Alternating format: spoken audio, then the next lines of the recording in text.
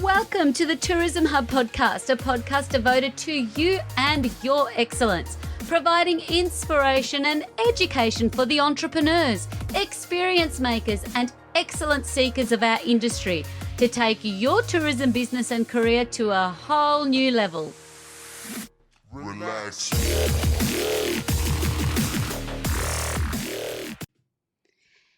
Here is a question I want you to sit with before we do anything else today. How much of your business peak, the revenue that you count on, the bookings that keep the lights on, the weeks that make the lean months bearable, depends on something you do not actually own or control? Let me repeat that one again. It's a lot to get your head around. How much of your business peak, including the revenue that you count on and rely on, the bookings that keep the lights on and your staff and yourself gainfully employed, and the weeks that make the seasonal leaner months bearable, depend on something you do not actually own or control? Take a moment with that, because the answer to that question might be the most important strategic insight that you can take away from the time that you've taken out to be with me on this episode today. Welcome back to the Tourism Hub podcast. I am your proud host, Despina Caratius, founder of the Institute of Excellence, and someone who has spent nearly 2 decades managing tourism operations before moving into training and education operations, speaking and consulting, and practically doing the lot in a business, my own business, Institute of Excellence. I say that because it matters where I also came from in these conversations, because I'm not observing the visitor economy or the tourism industry from a comfortable distance. I am in the weeds, building a business inside it, applying the same strategies I teach and preach in my own practice, and have so in all of the practices that I lived and worked and navigated, and asking myself the same hard questions that I bring to you in this episode and all the episodes before and that will come after. The past 12 months in particular, and more recently, the past summer months, have been really instructive on that front and very revealing as well. I've been doing what I describe as a full interior and exterior, but mainly inside job renovation on the Institute of Excellence.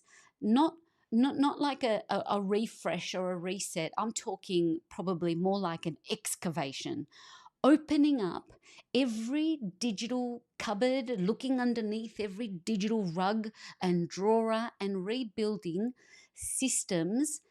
And to be honest with you, sitting with some very uncomfortable questions and truthful answers about what I was genuinely building versus what I kind of assumed I was building, or just hoping it would work itself out while I'm busily doing what I do. That process has really sharpened my thinking and activity considerably.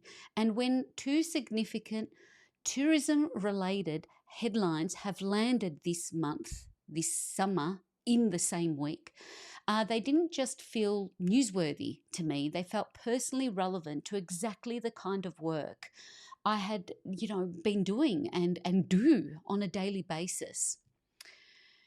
Before we go any further, I want to take a moment to acknowledge the Wurundjeri Woiwurrung people of the Kulin Nation, the traditional custodians of the land on which I love, live, work, and record this podcast. I do pay my respects to their elders, past, present, and emerging, and acknowledge their unbroken connection to this country.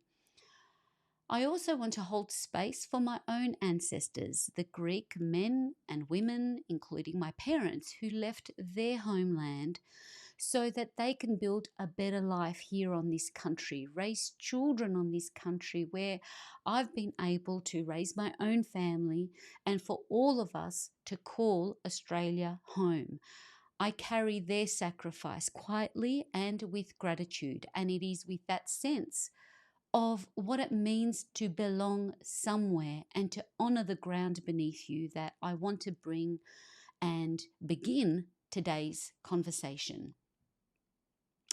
The first is of that came to light of the updated Thrive 2030 Action Plan, Australia's national tourism strategy, overhauled and re-released with renewed ambition and specific capability expectations for the operators and experience makers across the sector. The second is an announcement that the Australian MotoGP, which has been held at beautiful Phillip Island, Victoria's Phillip Island, for nearly 30 years, that it will move to South Australia's Adelaide from 2027. So the Australian MotoGP that's been running for almost 3 decades will have its last run in Phillip Island this year in 2026, and from next year onwards it will relocate to Adelaide. One is about structured national ambition, Thrive 2030. The other element I want to discuss and unpack is the very human reality of what we are, the entire ecosystem of the visitor economy, exposed to. The reality of what happens when acceleration disappears from a community that built its identity around it. And together they do make somewhat of the same argument from two completely different directions. Acceleration and alignment are not the same thing. And in the long run, one matters far more than the other. Hang in there, stay with me. It's taken me some time to unravel all the upper moments and what it was doing. The more I read, the more I watched, the more I learned, the more questions I had. And I thought, what better way to frame this and put it together in an episode for you? And that's what we're going to do. Today we're going to unpack both. I want to give you the strategic context inside Thrive 2030 that most operators that I've exposed the Thrive 2030 document never heard of it, never read it, and didn't even know it existed. And I find as an educator, that's part of what I'm here for. And I want to do the same for you. And separate to that, I want to sit with the Phillip Island story in a way that goes beyond what the headlines are saying or the arguments or the debates. And I want to give you a framework that will hopefully change how you think about what you are building and for who you're building it for. So now, when we are looking at this Thrive 2030, and we'll start there, I want to put that, I've gotten a bit clever. I'm going to put the over. If you're watching this on YouTube, you'll see I've done some clever little things to put up the document, what it looks like. But for all of you that are listening and tuning in on the audio version of the podcast, everything will be on instituteofexcellence.com/podcast, and it will be the first one loaded. So you can see all the links that will go directly to everything that we're talking about here today. All right, back to center. Thrive 2030, what it is and why it matters more than you might think. Thrive stands for, we love the acronym, and there is one for Thrive, believe it or not, the reimagined visitor economy. It's Australia's national tourism strategy overseen by Austrade, who are the Australian Trade and Investment Commission, the federal, so it's a national body responsible for promoting trade, investment and tourism on a global stage.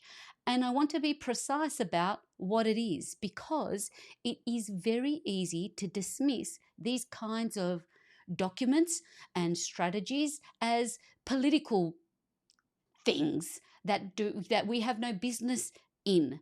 And this one is not that.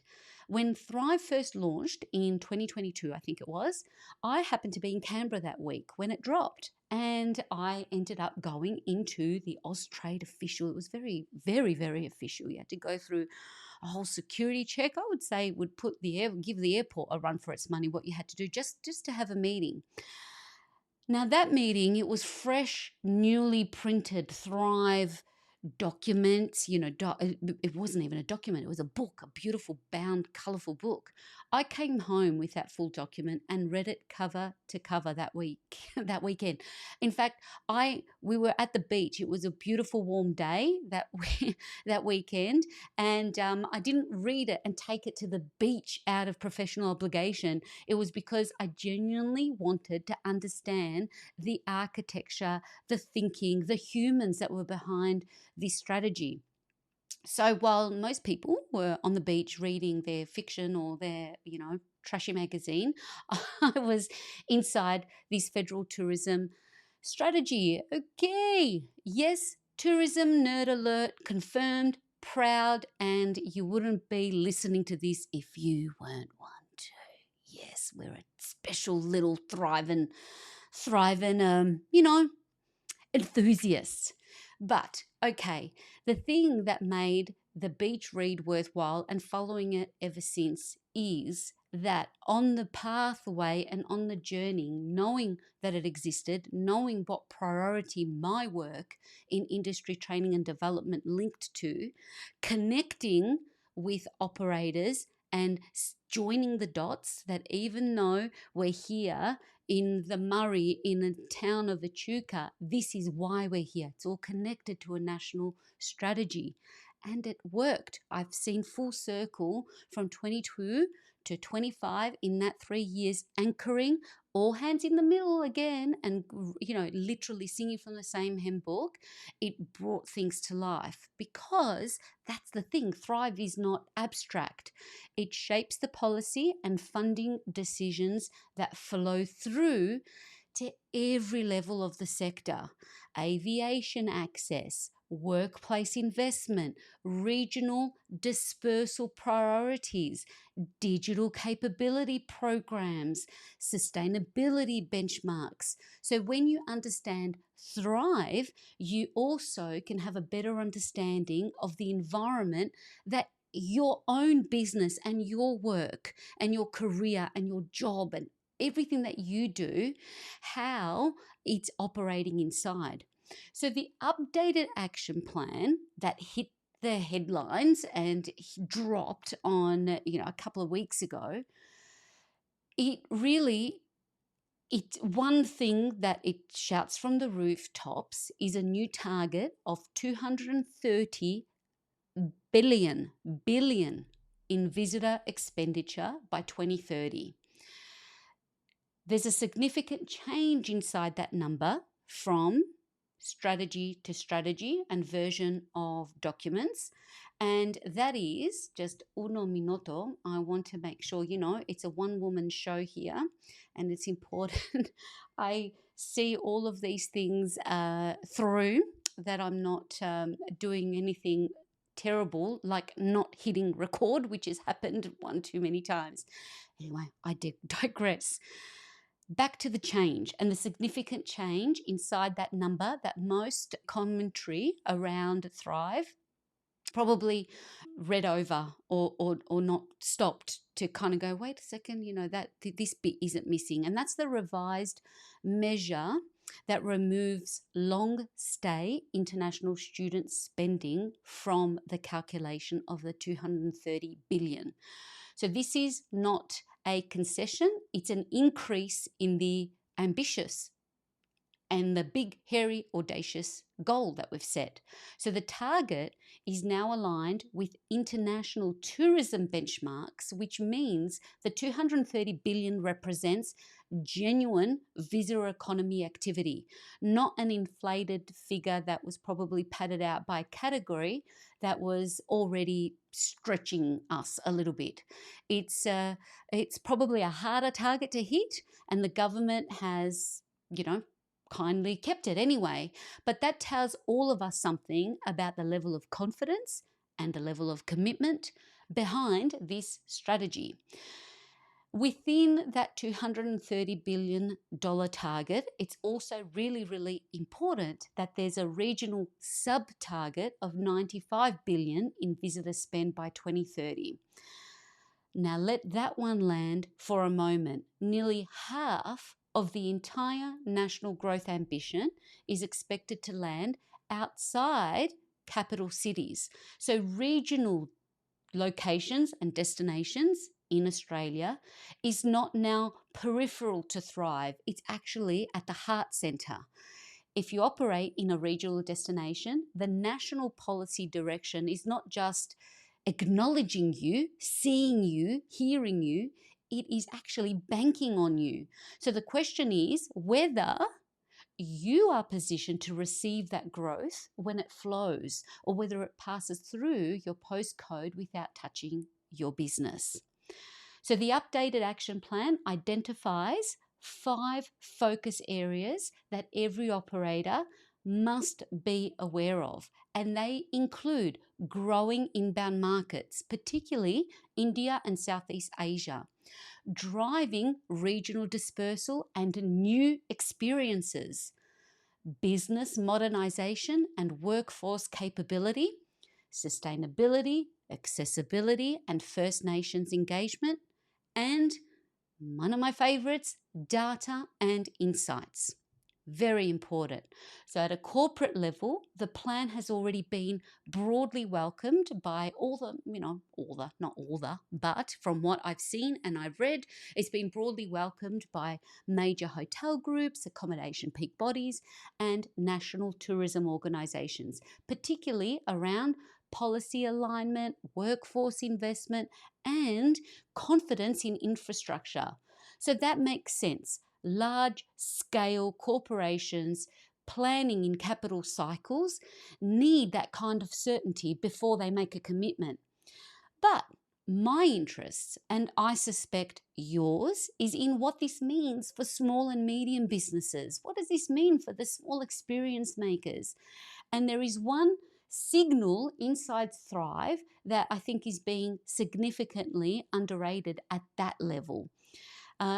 Evan Hall, our chair from Australian Tourism Industry Council, explicitly referenced supporting small businesses to embrace AI and develop high quality, sustainable, accessible tourism experiences as a priority under this strategy.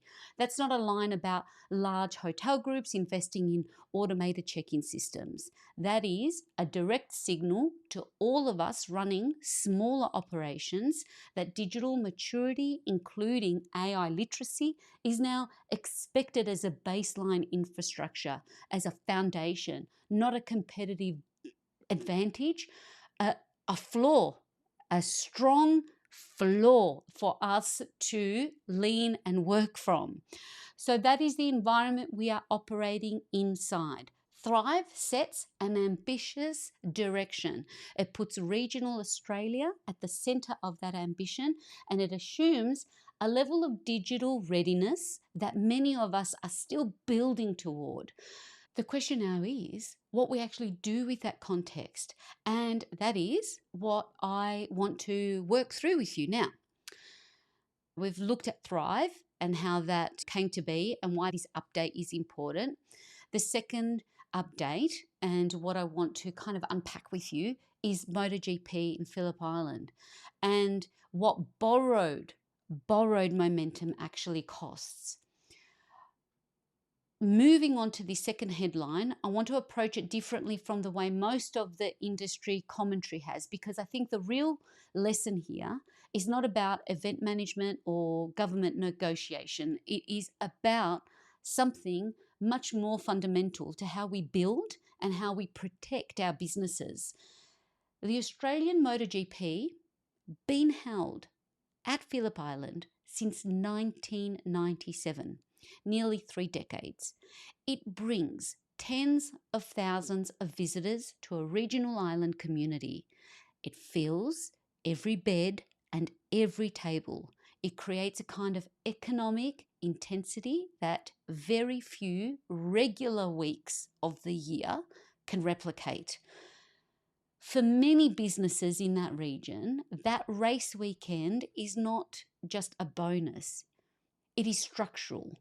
It is part of how they plan the year, service debt, and justify investment in capacity. So, when announcements like this come that from 2027 the event would move to Adelaide under a new commercial agreement, the reaction was entirely understandable. Now, I don't know the full detail of commercial negotiations. Those are government decisions, big for the big humans of tourism and government. And there are considerations at that scale that are well beyond what any of us can be across. Our minister, Steve Dimopoulos, explained those broader considerations publicly, and I do not think that decision was made lightly. I've got a grab here from ABC in Melbourne of what the Honourable Mr. Dimopoulos had to say. Check it out. And the line that they drew was, if you're not moving at Talbot Park, we're out. We met every other request. We met the licence fee. We offered to uplift the marketing and the fan experience, but their final demand was that you must move the event into the city, into Talbot Park, and we were not willing to sell out Phillip Island. They want the kind of the patronage, I think, that comes from being located in a CBD. We agreed to every other request for the extension of the contract, but just not moving it from Phillip Island. Thank you, Mr. Dimopoulos, and thank you to ABC Melbourne for that little clip there. Okay, so what I want to hold up is not the decision itself. It's the story that it reveals about structural dependency. And for that, I want to tell you and introduce you to, just in case you've missed another little incredible story through this, is about this wonderful hospitalitarian Rosa Scarlato. Rosa Scarlato and Pino's Trattoria. Rosa and her late husband Pino opened their Italian restaurant in Cowes, Phillip Island in 1991. It became over time one of the most remarkable stories in Australian tourism, not because of its scale, but because of its gravity. MotoGP riders from around the world have made Pino's Trattoria their home during race week.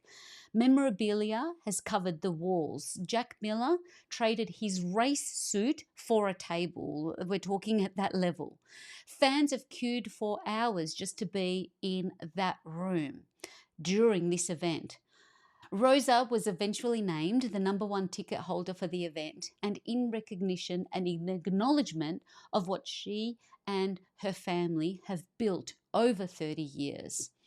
I had the privilege of meeting Rosa's 3 children at the Destination Phillip Island conference last year before I even knew anything about this story, about the restaurant. I just could feel something extraordinary in this family and in this woman. You just need to go Google Rosa and the advocacy that she has really brought voice to this whole discussion.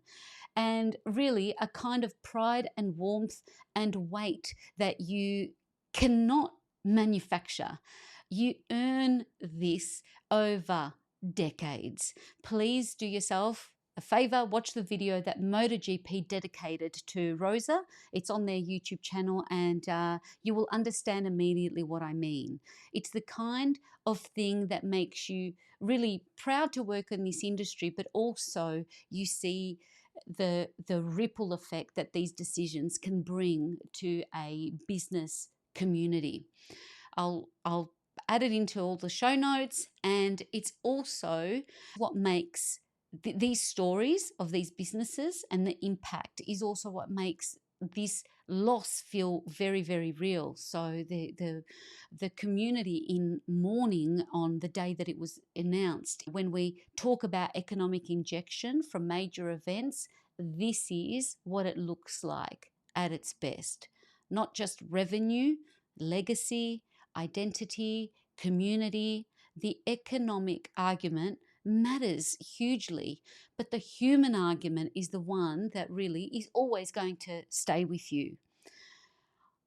I want to take the moment also to be equally clear about the other side of this, that it is a huge congratulations to South Australia. There will be businesses in Adelaide and regional destinations who are about to experience the kind of acceleration that Phillip Island has enjoyed for nearly 30 years. And they have worked to position themselves for it. So one of them will actually be on a podcast soon, so keep an eye out for that. But that growth is real and it is deserved. So the lesson here is not about who wins or loses a government contract. The lesson that I want to share with you that I take away from this is about what we learn from the moment of transition. And it brings us to the most important strategic principle in what I'm about to share with you, or why I've taken the time to put this together. And it is that acceleration of this sort is not ownership. An anchor event like the Australian MotoGP accelerates demand. A social media platform like Facebook and Instagram and TikTok accelerate visibility. A booking aggregator accelerates distributions and bookings that come through to you. Acceleration is a real and powerful force for any business and any industry. However, acceleration is borrowed momentum. It comes from outside our businesses and it can leave in the same way that it arrived. So through a commercial decision made somewhere that has nothing to do with our quality, with our service, with our commitment, with our contribution, or years of investment, ownership is different.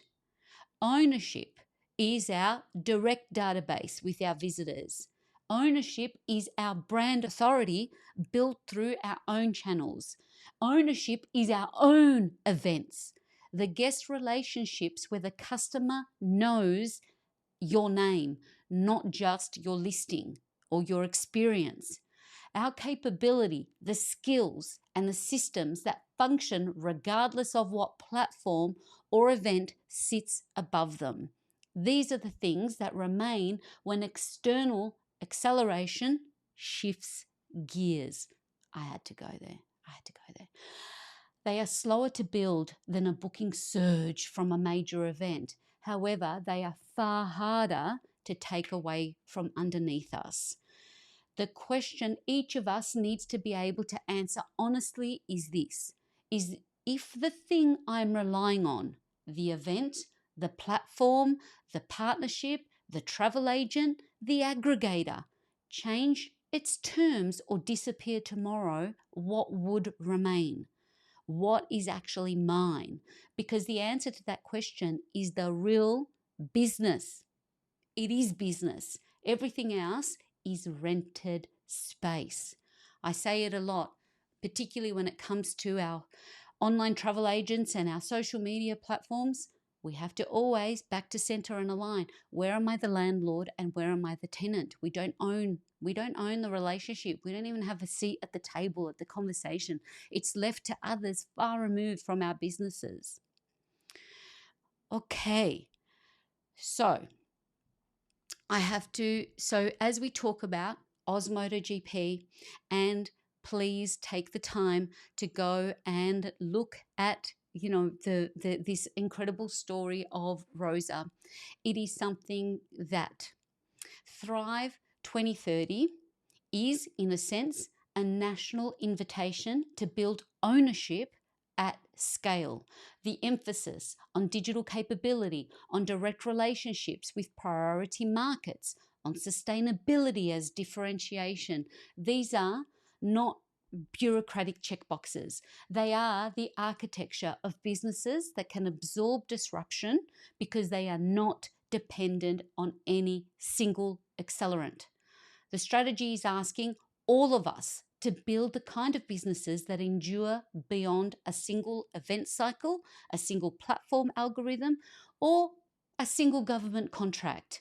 That is the core argument of what I'm trying to impart, or it's not even an argument. It's more like the thought process of what I'm trying to impart with you in this episode.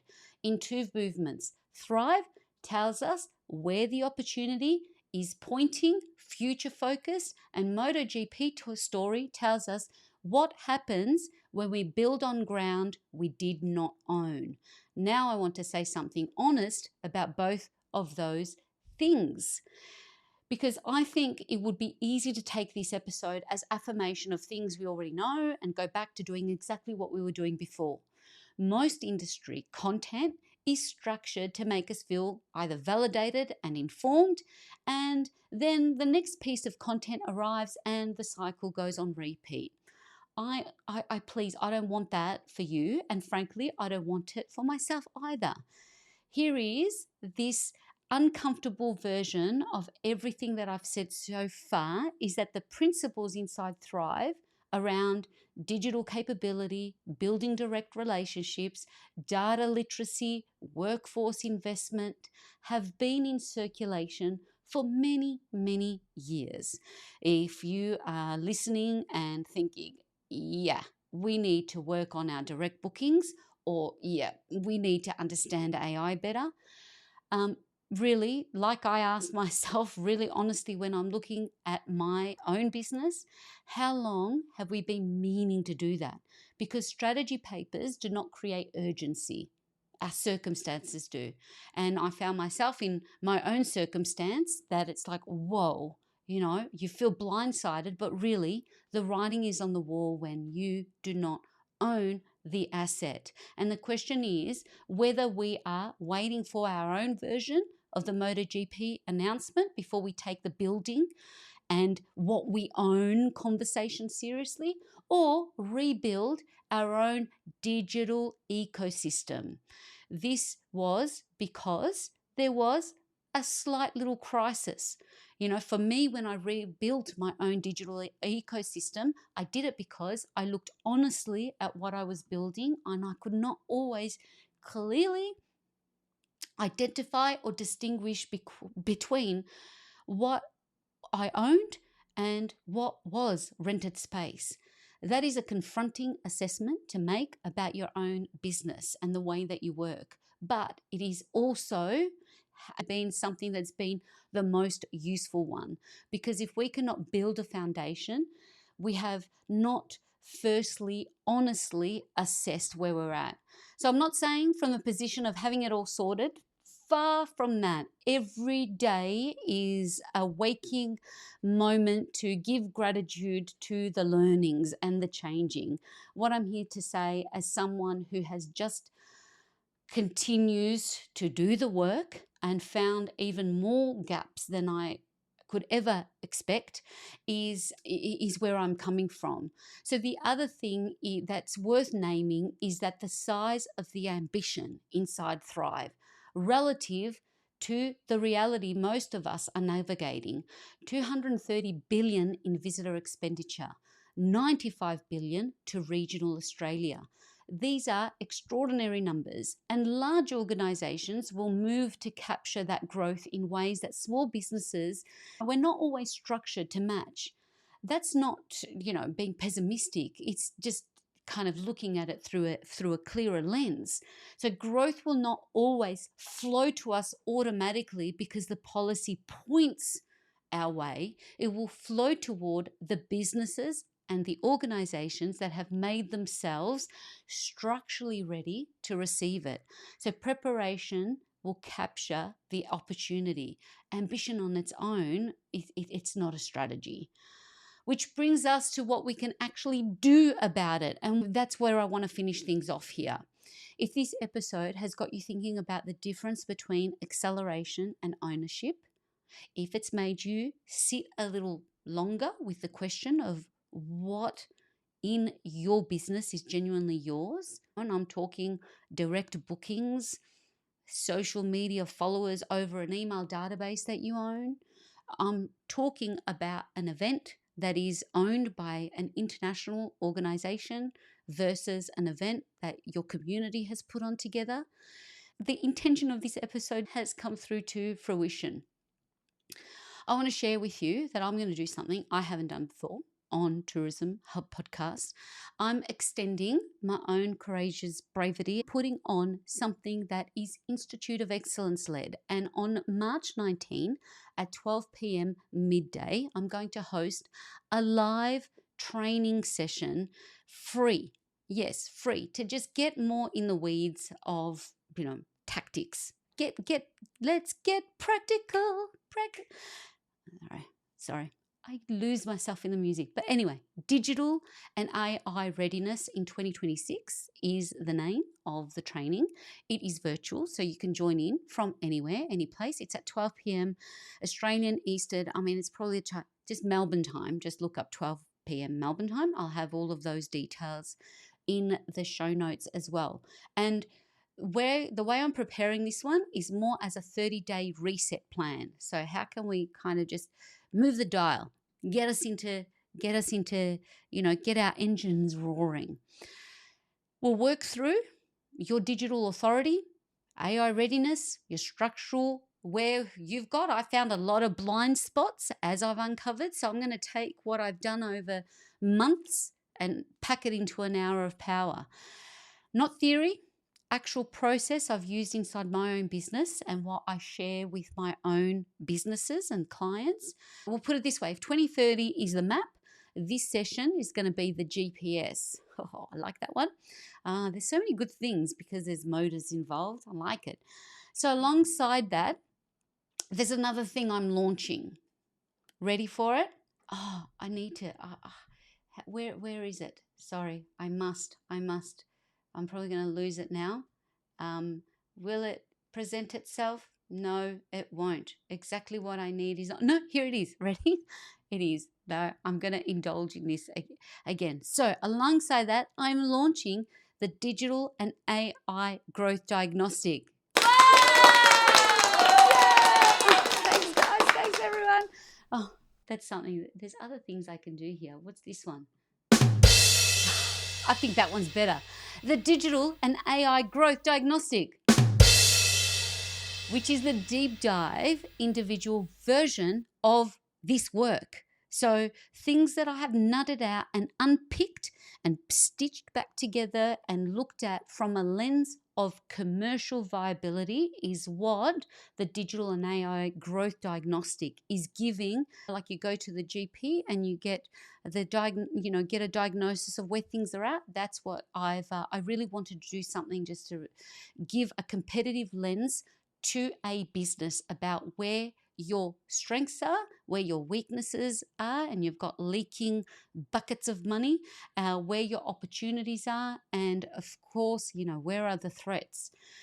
So this all includes comprehensive capability assessment, full website and authority audit, personalized video. So I will personally create a video and walk through, not an AI bot, not an AI agent, not Despina AI, me, to complement a report that I'll put together, and a roadmap, a quarterly action plan. And once it's been delivered, we're going to book a live one-on-one time together as a bit of a strategic 101 that we will go through. Now, I think if this was out there in the marketplace, it'd be worth around a 5K project, to be able to do this. I'm valuing it at $1,500, but I'm going to make it available for $500 for a diagnostic on your business for a limited time, maybe till the end of the season. Let's do that. End of March. That's what I'm thinking now anyway. However, as a Tourism Hub listener, I am going to give that full shebang, that full package together away to our active listener. Oh, God, this is what happens when you're a solo podcaster, editor, putting it all together. You find these little cool things, and I want more of them. I don't know what the others mean. I've got another one lined up, but I'll wait for the moment. All right, so this is what we're going to do. So I'm going to give one away to a wonderful listener. The way to go in the running to receive full diagnostic to the value of $1,500. That's what the price will be when it, once it's kind of out there in the marketplace. All I ask is to subscribe and leave a review on your favorite podcast platform, and then head over and subscribe to the YouTube Institute of Excellence and Despina Karatius YouTube channels. If you've done all of those and I see the same names come up, you're in the draw. I'll announce the winner. I'll get in touch with you directly, and nothing will give me more pleasure than work through your business together with deep focus, because it deserves it more than any other surface or desktop, or fill out a questionnaire and get an automated response. So this season for me personally is about courage. The courage to look at our businesses with complete honesty and decide what it is that we are building with intent. The courage to invest in capability because circumstances demand it. And the courage to build something that is yours, not something that's borrowed from the goodwill of an event or an algorithm or a platform decision made elsewhere on tables that you do not sit. Thrive 2030 is asking for our ambition. What I am asking for is our clarity also. So they are not the same thing, right? But they are not in conflict either. The businesses that will genuinely capture the 95 billion regional opportunity are the ones that stop asking whether they should invest in their foundation and just simply make a start. That's the end, my friend. If today's conversation has given you something to sit with, a question about what you are actually building, or a clearer sense of why the digital and capability work that you're doing matters right now, then the best thing you can do is make sure you stay together, stay in this conversation. Subscribe on your Spotify, your Apple, your iHeart, your Amazon, or wherever you are listening right now, because this season we are going deeper on exactly these questions. I've got some great humans that are going to come and share their journeys, strategy, ownership, capability, and what it actually takes to build a business in the visitor economy that lasts. We have more conversation like this one coming, and I do not want you to miss any of them. And if you are the kind of person who wants to go beyond the strategy and get into the practical how-to, please come and join me on any of the social networks. And of course, if this episode has you thinking about digital foundations and AI readiness, that exactly is where I am working through the practical side. And if this is an opportunity for us to work together, whether you're looking to upskill yourself, your team, or your community, head to Institute of Excellence and hit the Work With Me button. There are different ways we can connect depending on where you are and what you need, from delivering workshops, training programs, through to the digital and AI growth diagnostic, or working one-on-one together in a mentoring capacity. But if you're not ready for any of that, don't worry about it. There's free training and mentoring guide on the site, and we can always stay here. This episode will always be free to you, from me to you, my gift to you. Absolutely, wherever you are right now, I want to express my immense gratitude that you're here with me, and I would love the opportunity to explore and connect and have any dialogue with you where is possible. Without further ado, let's be better than we were yesterday, and in light of today's conversation, let's build better than we built yesterday, what we own. Until next time, sending love and good health as you continue to deliver your excellence. Bye for now.